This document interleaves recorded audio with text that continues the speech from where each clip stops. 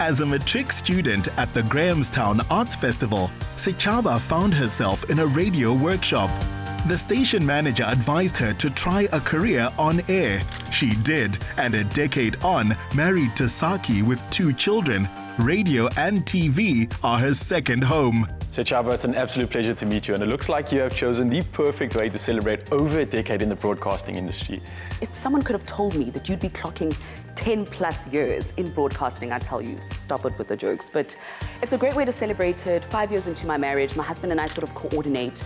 We have a food blog, and I thought, let's do something fun to celebrate our 5 years, but to also celebrate the fact that I'm doing 10 plus years in broadcasting. 5 of those as Mrs. Greva. Hi, Saki. Absolute pleasure to meet you.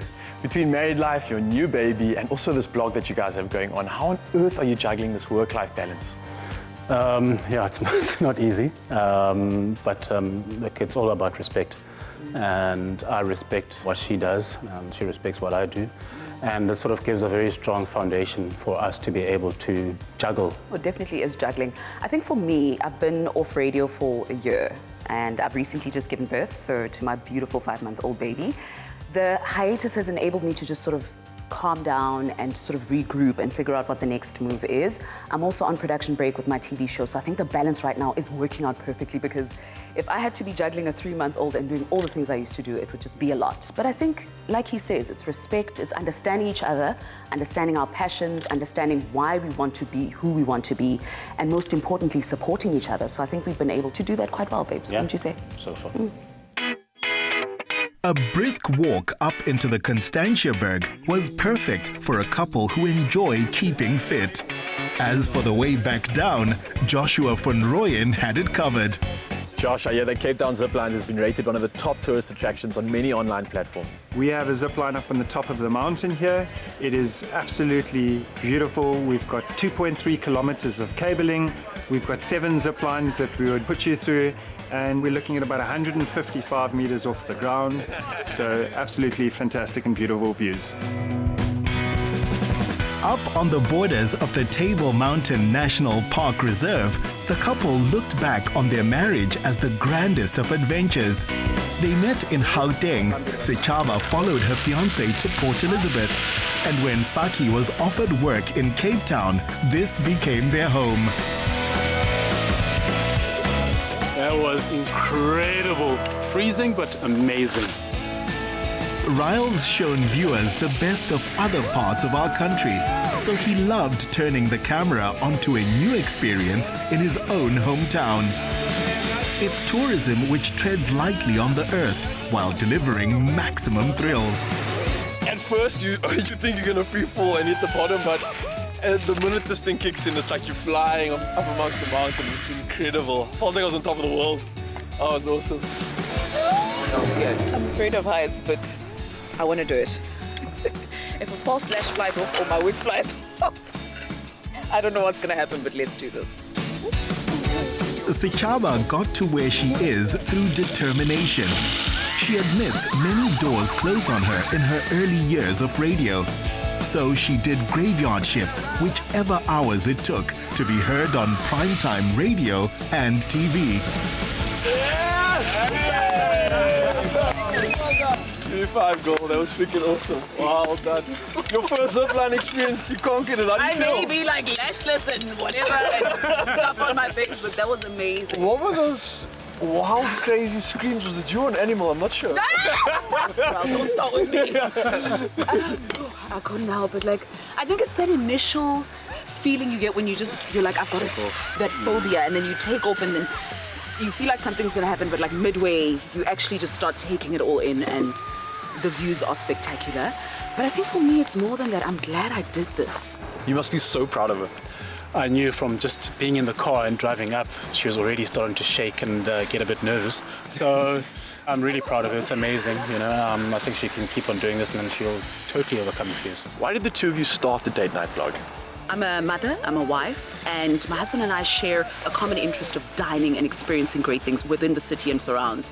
And when I spoke to a lot of our friends who are married, dating, I found that the more we went out and did more exploring, people would DM me, be like, Sechaba, I'm coming to Cape Town, where can I eat?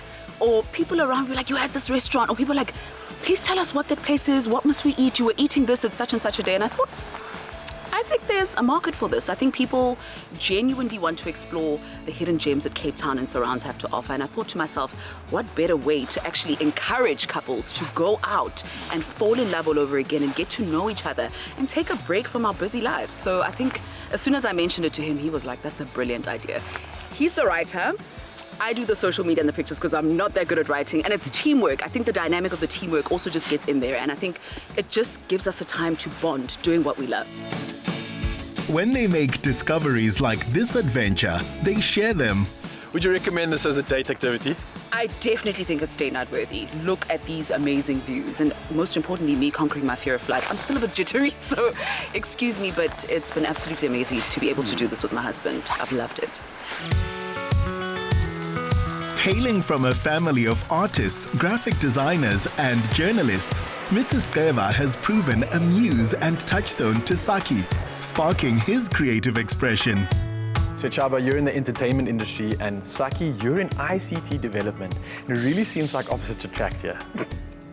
I'm laughing because half the time he's on his laptop and I'll like peek, I'm like, oh, I don't know what's going on there. But yeah, in terms of our careers, we are in completely different worlds. But I love it. I wouldn't change it for anything else. Oh, no, absolutely. But people actually don't know that because I'm in this industry, everyone expects me to be the extrovert. I take him to events and he does all the talking and the networking, and sometimes I'm just like, yeah, I do all the talk. I talk for a living, I just want to breathe. So I think it works out. You're both self-proclaimed foodies, and Saki, I believe that you are the chef of the house. Yeah, I guess so by default, you know. No, he loves it. What are you talking about? No, look, I mean, I love cooking. It's something which has always been part of me. Like, he loves it to the point where he has his playlist when he cooks. He's got the sound going, he's got his glass of wine.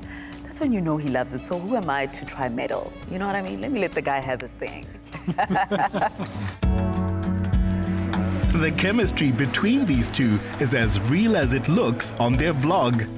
With the recent new addition to the family, I can imagine things get quite crazy. How important is it for you to make sure that you maintain date night? A lot of my friends who are married and have kids always talk about how like parenthood and being married just consumes you.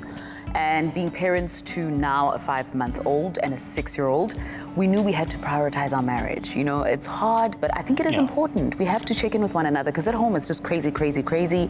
So for me, I feel like the importance of having to reconnect with your partner is just one thing that I prioritize. And I think we've done pretty well in terms of balancing. Yeah. It's a great way of actually getting people to rekindle the flame.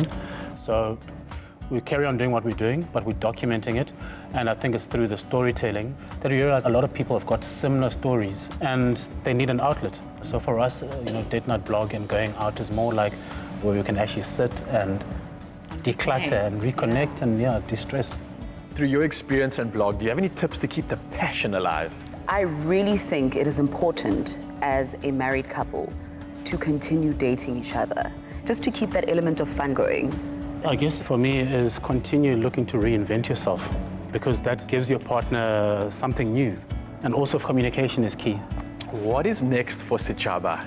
It's officially been a year of my being off radio and I absolutely miss it. So I think right now the focus is to look for another radio home for my next venture. And season 20, Motswako. And of course, like more television opportunities and just doing the most with the blog and with my husband. Today was incredible, and I want to thank you so much for reminding us that no matter how busy life gets, it's always important to make time for each other. Thank you very much, Ross. Thank you. Cheers, man. Thank you. Cheers.